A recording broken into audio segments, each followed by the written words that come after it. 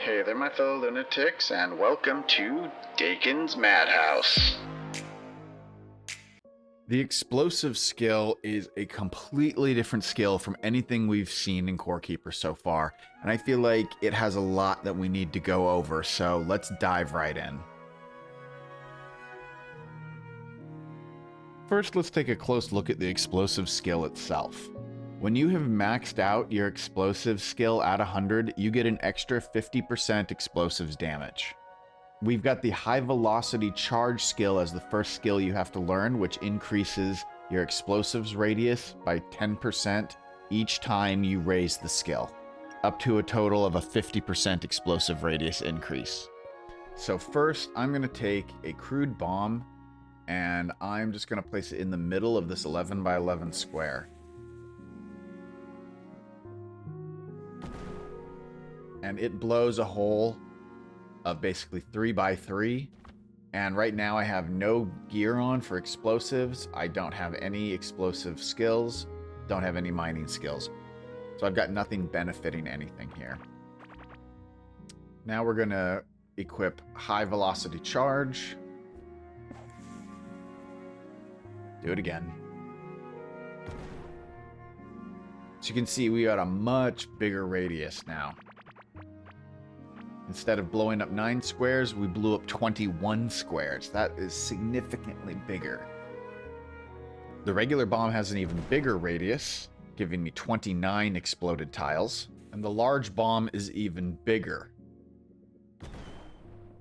with 69 exploded tiles. Next, we've got phantom bombs, which increases your chance to not consume explosive items on use by 6% for each time you raise the skill, up to a maximum of 30%. Additionally, we've got auto salvage, which increases your chance for explosives to drop their components upon explosion by 6% for each rank that you put into the skill, up to a maximum of 30%. On the third tier, we've got composite armor, which reduces the damage from explosions caused by you and your allies by 16% for every single rank up until it reaches 80%. In the middle, we've got Mana Blast, which regenerates 5 mana when detonating an explosive, increasing by an additional 5 for every rank up until 25 mana.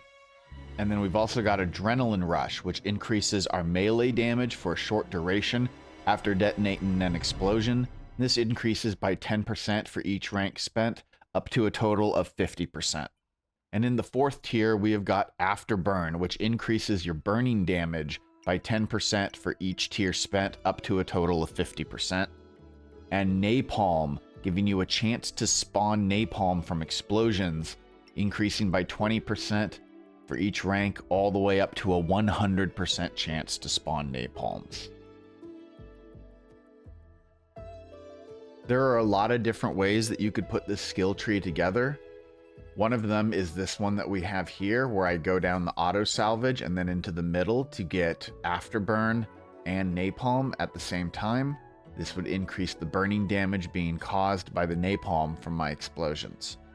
Ideal weapons to use for this would be any of the mage weapons like the fireball staff, the sun collar, or the mortars like the hand mortar, the bomb scarab mortar, or the burnzooka.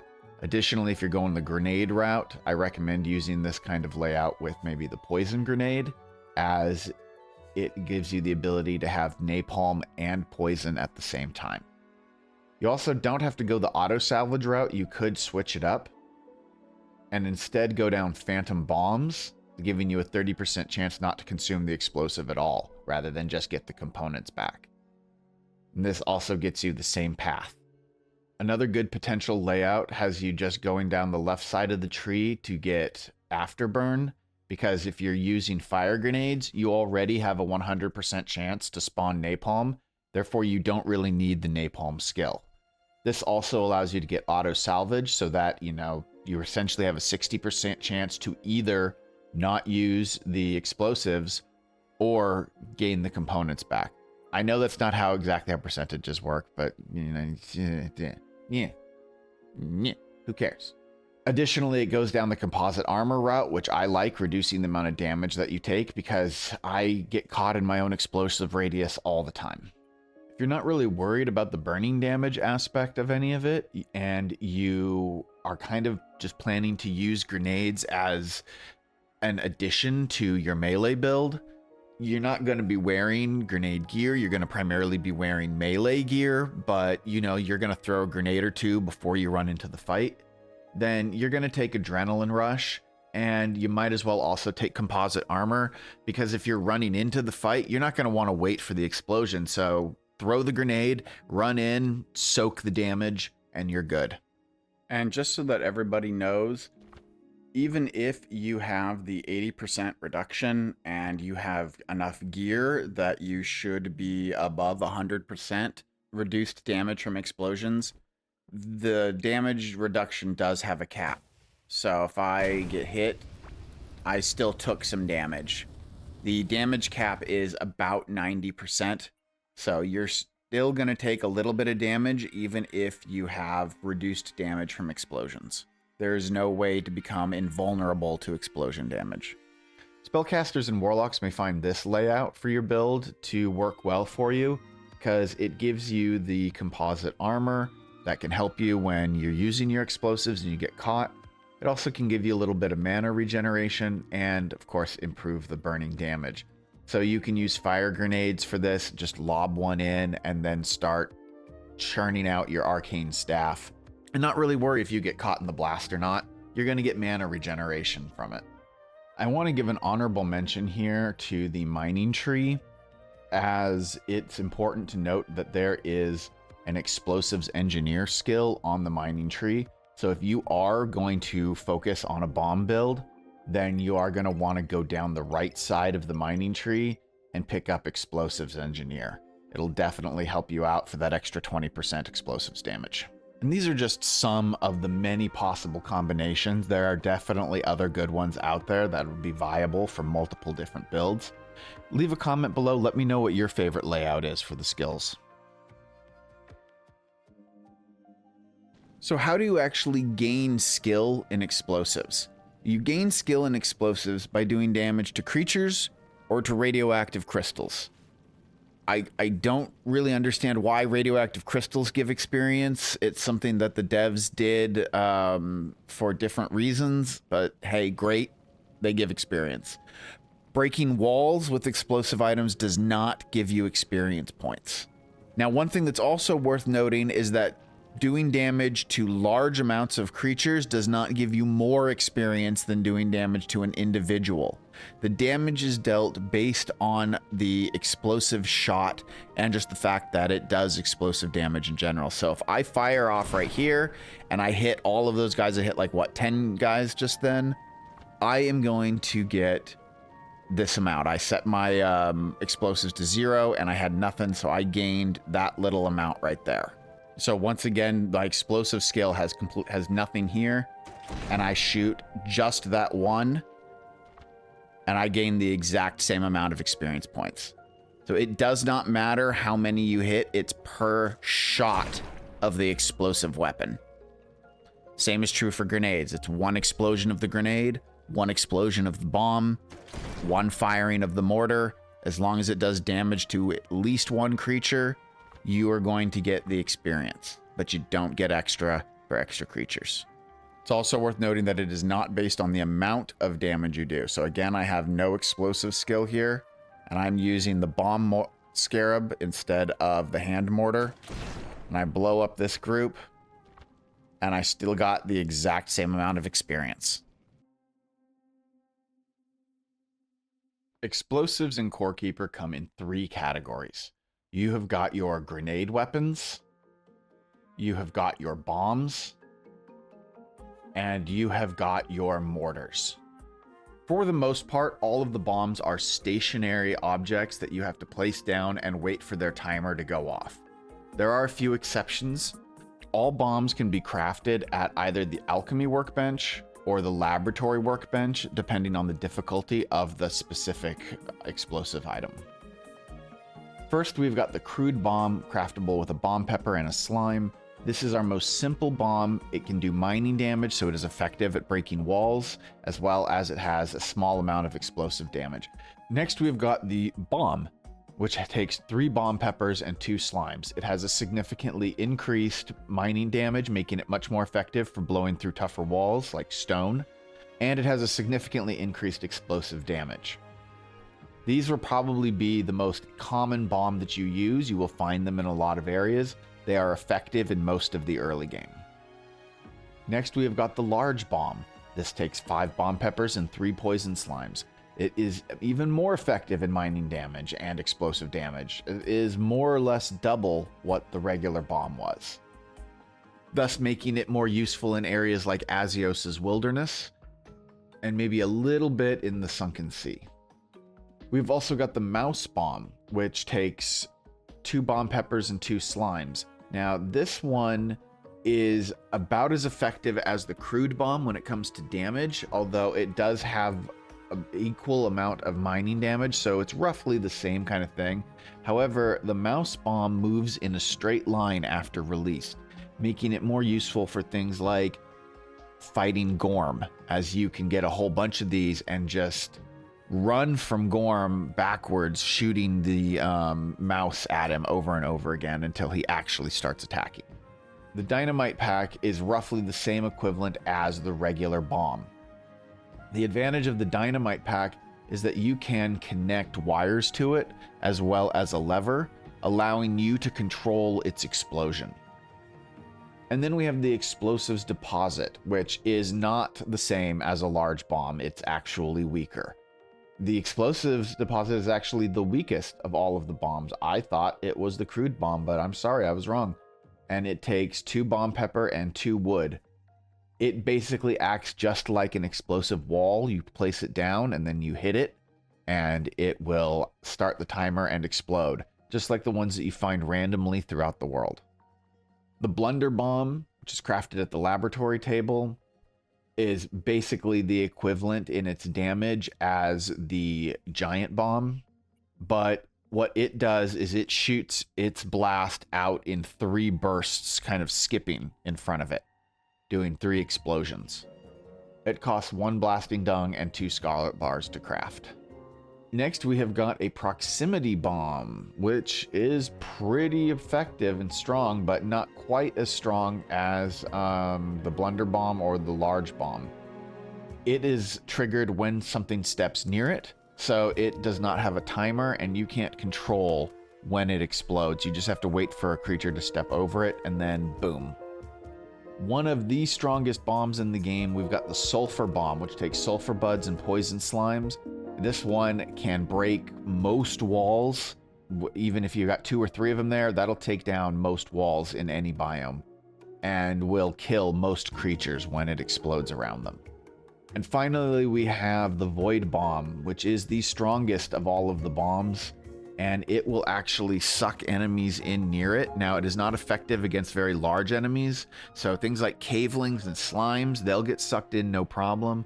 But things like millipedes or cave burrowers, they'll just ignore it and they'll be roaming around like nothing happened. But normally the enemies get sucked in close to it, and then the blast explodes outwards, doing a lot of damage and killing them all. Let's take a look at grenades. First thing that's important to note is that all grenades are consumable items. Every single one of the grenades has 2 options. You can throw it, or you can do a wind-up throw, and the length of the wind-up throw determines how far away the grenade will actually go from you. Each throw consumes 1 grenade.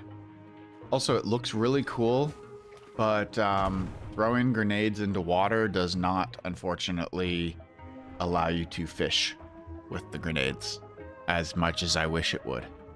You can craft the grenade and the stun grenade at the alchemy workbench. They are relatively cheap at either a bomb pepper and a copper or a bomb pepper and tin. The stun grenade isn't all that effective when it comes to damage, but that's not really its purpose. It has a 100% chance to stun targets on hit. Now, they don't stay stunned long. I would say they're stunned for only about 2 seconds or so, maybe 3. It's very, very short.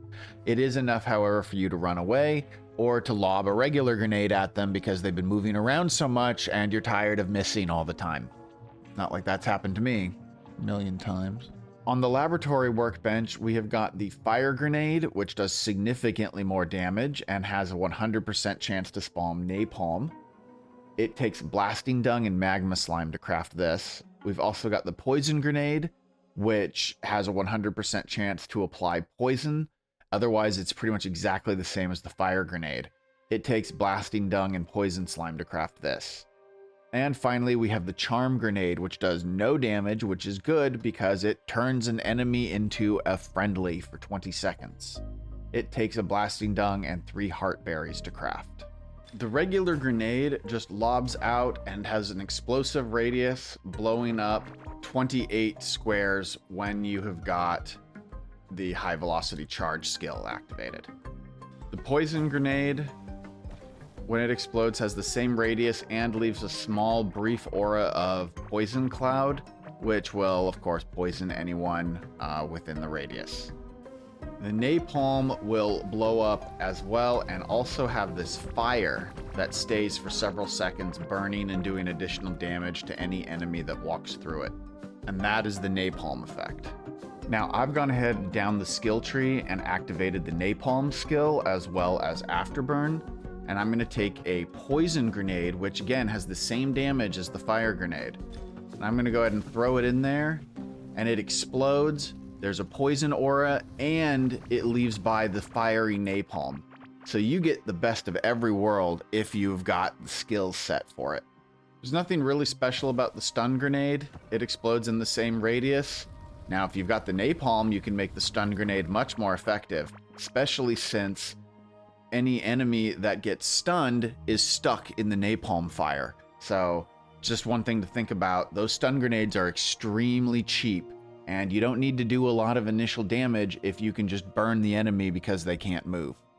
And just to quickly show off the charm grenade, we blow that up and suddenly this guy's friendly to us, but only one becomes friendly. So even if you blow up a whole bunch of them, you're only going to get one of them that becomes your ally. You can see one of them gets charmed, but not for very long either. The effect is not very long lasting. Personally, I think that these charm grenades need to be reworked a little, because even though this guy's friendly, he's not aggroing and attacking the other brutes. He just won't attack me. So that's the charm grenade. I don't think is extremely effective. However, all of the other grenades, they are good. I like them a lot.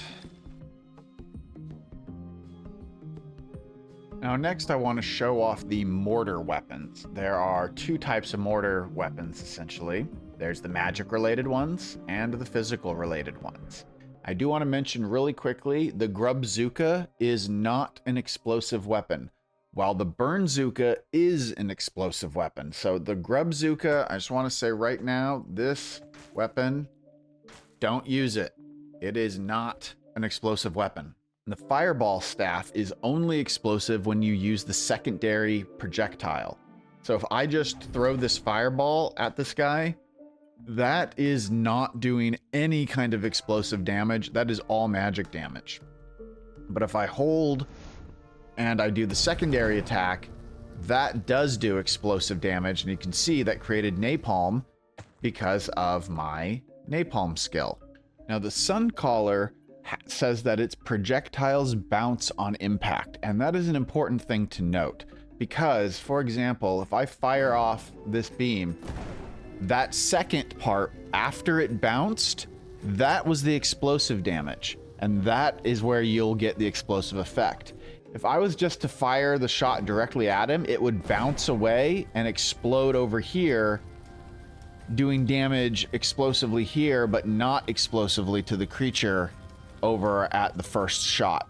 So with the Suncaller, you have to attack your enemies indirectly by bouncing off something else and then hitting them. I hope you know geometry. Now let's talk about the burnzooka. The burnzooka says that its projectiles pierce through enemies. So if I was to take this and just fire through all of these enemies here, that shot that went through all of them, none of that was explosive. That was all ranged damage. However, if I fire the Burnzooka and it explodes by hitting something like a solid object, then it does the explosive damage. So when you're using the Burnzooka to attack creatures, if you want it to be doing explosives, you have to be firing in very specific ways so that you're hitting something that's going to trigger the explosion of the Burnzooka and not just pierce through it. Next, we'll talk about the hand mortar and the bomb scarab mortar because they function exactly the same. It's just the bomb scarab mortar does more damage than the hand mortar does. Both of them have a single shot that when they hit a target, they explode and they will start to do napalm damage if you've got it. You do get a bit of a blowback as your character will be thrown a little bit from the force of the blast. So if you're braced against something, that helps you not have to move. But otherwise, these are probably the most straightforward of the explosive weapons. You just point, and whatever it hits, it explodes. All right, let's talk real briefly about the gear that you can wear as an explosive build. Right now, there are 3 sets of armor that are effectively considered explosive armor. There is the blast set, which drops in the dirt biome on various destructibles and creatures. There is the carapace set, which drops off of the hive mother in the clay caverns. And there is the soul fossil set, which is crafted at the rift statue, which you get in the passage biome. Here's the thing though. As of right now, I would say the only set of armor that you actually need is the blast set. Because here's why. Raw damage boost, like the soul fossil here with a 12.1% boost to your damage, doesn't do anything for explosives. So since they don't benefit from that damage bonus, there's no reason to use the soul fossil suit at all, because the only benefit you get from it are the set bonuses. And the set bonuses aren't worth it when the blast set has a good set bonus and all of its other bonuses are specifically geared around explosives. Now the carapace set, it's not bad. It definitely is geared around explosives, but its set bonus is a damage bonus, which again doesn't help you.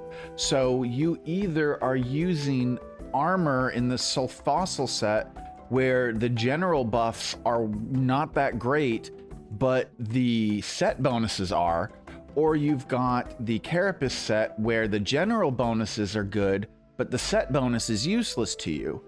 And then you've got the blast set here where both the set bonuses and the general bonuses are worthwhile for you. So why would you use anything other than the blast set right now? There's absolutely no reason for it. I personally think that the devs should either rework the fossil set completely and then change the set bonus on the carapace set, or they should make raw damage bonuses affect explosives. Either one is perfectly good, but as of right now, just get yourself a blast set and level it up to 19. There's no reason to wear anything else. There's also currently only one necklace in the game for explosives, and that's the bomb necklace. So once you find that, level it up because there's no replacement. You do, however, have some options when it comes to rings. The polished magnetic ring gives you a bonus to your explosives, and the bomb ring gives you a bonus to your explosives. Now you might say, oh, the answer to whether I want the bomb ring or the polished magnetic ring is easy. The bomb ring gives you health and it has more explosive damage. That's true. But at level 19, the polished magnetic ring actually gives you more explosive damage. Now, mind you, it's only by 1%, but if that's something that matters to you, then the polished magnetic ring at level 19 is worth considering. However, personally, I would still go with the bomb ring just because I think the 57 health is worth more than 1% more damage. But that is it when it comes to explosive gear. There are no buff foods, there are no potions, there's no bag, no lamp, no offhand, nothing like that that will help you when it comes to explosives at all. So this is all we got right now. Hopefully this changes in the future and gets a lot more versatile. It is a brand new class at the moment, so I can see why it's not quite as robust. And hopefully they'll start fleshing it out more like they have for Summons and Mage. So what are the best ways to level up your explosive skill? Well, there are a couple of good ways. I mean, obviously you can just run around killing things and exploring and raise your skill that way, but if you want to raise it quickly, there's a couple of really good methods. The tried and true Hive Mother method for all combat skills is still effective for explosives. You're going to want to use a hand mortar, and you can basically just create yourself your little island and sit here blowing up. Oh, I've got napalm active. You can just sit here on your little island, blowing up your enemies, slowly but surely working up that skill for explosives until it gets to 100. And this method works fine. It'll take a few hours, but it will get the job done. The biggest problem with the Hive Mother is that eventually the little ads will die and you do have to wait for them to all respawn, which can slow the whole process down a little bit if you just want to start shooting at something and put a heavy object on your spacebar and walk away. So what are some alternatives? Well, you could use Shroom and Brutes. You catch a couple of them into a tight area, then you can use them as long as they are shielded, and that will work. You also can use the Snail, which is my preferred method, because the Snail is completely protected against all forms of damage from the explosives. Since the Snails don't take any damage, you can just sit there non-stop spamming your skill and it will go up. As you can see, it's already almost at 2. That shot probably took it to 2. Let's see. Yep. It's already working its way up. So the snails, completely immune to the explosive damage, can get caught and can very easily just be spammed until you have your 100 explosives. Put a heavy object on your spacebar, set spacebar to attack, and it will not take you long at all to max out the skill. And there you have it, folks. I hope you found this video informative and helpful. If you did, please be sure to hit that like button to help give the video a little bit of a boost. And don't forget to hit that subscribe button and click on the bell notification so you don't miss any of my regularly released content. But we have more. If you want to support the channel a little extra, you can become a channel member to get exclusive membership benefits like early access to my videos, exclusive members only content, a members only Discord community, and more. So thank you all to my current and future supporters. Without you, this wouldn't be possible. Thank you all for watching. Stay happy, stay healthy, and above all, stay crazy, my friends.